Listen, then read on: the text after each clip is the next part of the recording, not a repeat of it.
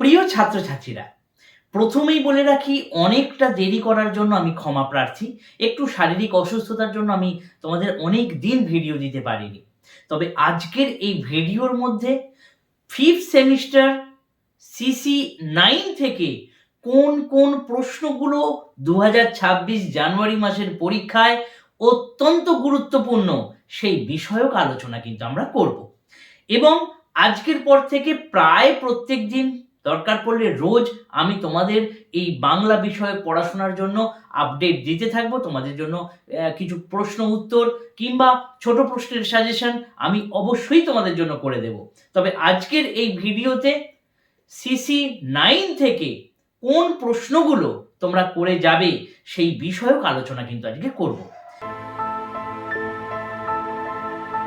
দেখো, প্রথমেই তোমরা জানো যে মডিউল 1 সেখানে রয়েছে নীল দর্পণ নাটক, মডিউল 2 সেখানে রয়েছে টিনের তলোয়ার নাটকটি, এবং মডিউল 3-তে রয়েছে রঙ্গমঞ্চের ইতিহাস। এখানে কিন্তু খুব গুরুত্ব দিয়ে তুমি যদি এই নাটক দুটো না পড়ে থাকো তাহলে কিন্তু 5 নম্বর প্রশ্ন এবং ছোট প্রশ্ন তোমাদের করতে অসুবিধা হবে।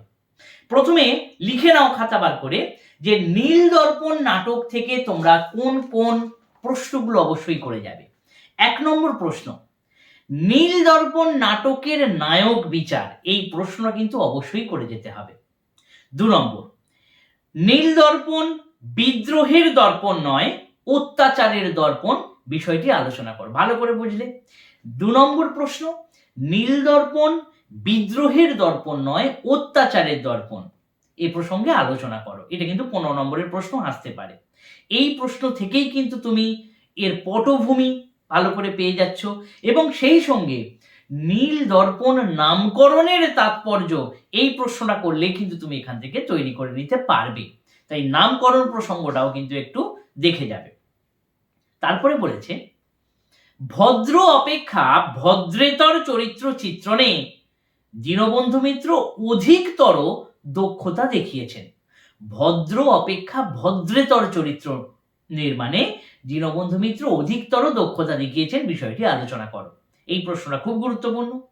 এছাড়া সার্থক ট্র্যাজেডি হিসেবে নীল দর্পণ নাটকের গুরুত্ব আলোচনা করো। ট্র্যাজেডি, সংলাপ রচনায় দীনবন্ধু মিত্রের দক্ষতা, সংলাপটাও কিন্তু খুব গুরুত্বপূর্ণ। এই কটা প্রশ্ন কিন্তু তোমরা একটু নীল দর্পণ নাটক থেকে বড় প্রশ্নের জন্য দেখে যাবে। এবং 5 নম্বরের জন্য রোগ সাহেব, উড সাহেব, ক্ষেত্রমণি এবং তোরাপ, এই 4টে 5 নম্বরের ক্যারেক্টার অবশ্যই কিন্তু তোমরা করে যাবে। তাহলে আশা করি নীল দর্পণ নাটক থেকে তোমাদেরকে বোঝাতে পারলাম। এরপর দেখে নাও টিনের তলোয়ার নাটক থেকে কোন কোন প্রশ্নগুলো করবে। প্রথমত 3টে বড় প্রশ্ন চরিত্র তোমাদেরকে করতেই হবে, ময়না, বেনি এবং প্রিয়নাথ চরিত্র। এই 3টে চরিত্র কিন্তু একদম ছেড়ে যাবে না।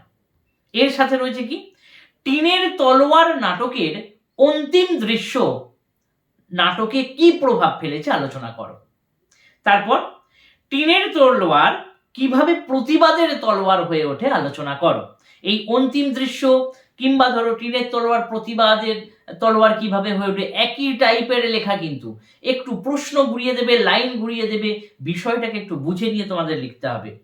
এছাড়া আর 2টি প্রশ্ন এখান থেকে করে যাও, সংলাপ অর্থাৎ টিনের তলোয়ার নাটকের সংলাপ এবং টিনের তলোয়ার নাটকের নামকরণের সার্থকতা। দেখো ভালো করে, টিনের তলোয়ার নাটকের নামকরণ কিংবা টিনের তলোয়ার প্রতিবাদের তলোয়ার একই টাইপের লেখা, কিন্তু তাই বিষয়টাকে বুঝে একটু সুন্দর করে করে দেবে। নামকরণের ক্ষেত্রে যে কথাগুলো যোগ করতে হয়, সেই তোমাদের গত বছর আমি বলেছিলাম যে নামকরণ কিভাবে, আমার ভিডিও দেওয়া রয়েছে, একটু দেখে নেবে।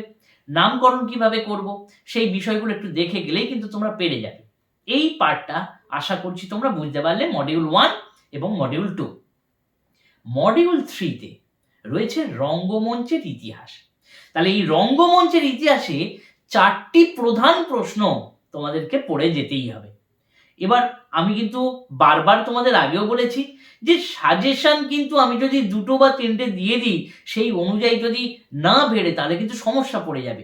তুমি আমাকে বাজে কথা বললে কি বললে না তাতে কিছু যায় আসে না, কিন্তু তোমার তো কেরিয়ারটা ডাল হয়ে গেল, এইটা একটু তোমাদেরকে বুঝে নিতে হবে। তাই জন্যই কিন্তু আমি একটু বেশি করে তোমাদেরকে প্রশ্নগুলো বলেছি। প্রথমত 4টে বলে দিচ্ছি বলে 4টেই যে করে যাবে সেটা খবরদার করে যেও না। তোমরা অন্যান্য স্যার ম্যাডাম যারা ইউটিউবে রয়েছেন তাদের কাছ থেকে তো অবশ্যই দেখছো, দেখো তারাও ঠিকঠাক বলছেন, এবং আমার এই সাজেশনটা যদি দেখে যাও তাহলে তোমরা উপকৃতই হবে। তাহলে মডিউল 3 থেকে তোমাদের প্রথম যেটা লেবেডফের বেঙ্গলি থিয়েটার করে যেতেই হবে। 2 নম্বরে আসি। 2 নম্বরে বলছে ন্যাশনাল থিয়েটারের প্রথম পর্ব দ্বিতীয় পর্ব, এটা কিন্তু একদম ছেড়ে যাবে না। এবং 3 নম্বর সব থেকে গুরুত্বপূর্ণ মডিউল 3-তে, সেটা হচ্ছে নাট্য নিয়ন্ত্রণ বিল। এই নাট্য নিয়ন্ত্রণ বিল কিন্তু অবশ্যই তোমরা দেখে যাবে। এবং নবনাট্য, গণনাট্য, এই দুটি সাধারণত 5 নম্বরের আসার সম্ভাবনা বেশি, নবনাট্য আর গণনাট্য থেকে, কিন্তু বড় প্রশ্ন দিলেও দিতে পারে। এবং 4 নম্বর প্রশ্ন যেটা বলছি সেটা হচ্ছে জোড়াসাঁকো নাট্যশালা। এই বিষয়গুলো এবং বাকি যেগুলো পড়ে রয়েছে, যেগুলো বললাম না, সেগুলো কিন্তু অবশ্যই দেখে যাও। বাই চান্স, কারণ এবছর সিসিএফ সিস্টেমে হচ্ছে তোমাদের প্রথম পরীক্ষা, তাই কোন প্রশ্নটা দেবে বলাটা কিন্তু একটু চাপ হয়ে যাচ্ছে, তাই একটু ভালো করে মন দিয়ে দেখে যাও। আর এই বিষয়ে আরো অনেক ভিডিও আমি দিয়ে দেব, বা সময়ের মধ্যে থাকলে আগামীকাল হয়তো CC10 দিয়ে দেবো, CC11, CC12, এইগুলো সাজেশন তোমাদেরকে দিয়ে দেবো, একটু সাজেশনটা দেখে নাও। এই পর্যন্ত আশা করছি তোমরা বুঝতে পেরেছো যে নীল দর্পণ, টিনের তলোয়ার এবং রঙ্গমঞ্চের ইতিহাস থেকে কোন কোন প্রশ্নগুলো অত্যন্ত গুরুত্বপূর্ণ তোমাদের বলে দিলাম। ধন্যবাদ।